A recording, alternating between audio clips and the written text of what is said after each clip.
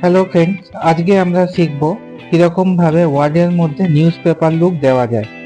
এর জন্য প্রথমে একটি আমরা প্যারাগ্রাফ টাইপিং করলাম।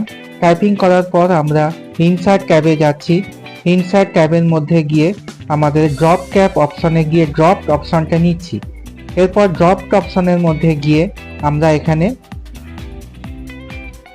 ড্রপ ক্যাপ অপশনে গেলাম। সেখান থেকে আমরা ফন্টটাকে চেঞ্জ করলাম। ফন্টটা এখান থেকে আমরা একটা যে কোনো ফন্ট নিচ্ছি। নেবার পর আমরা এখান থেকে ওকেতে ক্লিক করলাম। দেখুন এরকমভাবে স্টাইলটা চেঞ্জ হলো। এরপরে আমরা হোম ট্যাবের মধ্যে গিয়ে আমরা লেখার কালার এবং ব্যাক কালারটি চেঞ্জ করছি। এখান থেকে দেখুন আমরা ব্যাক কালারটি চেঞ্জ করলাম। এবার দেখতে এটি অনেকটা আমাদের নিউজ পেপারের মতো লাগলো।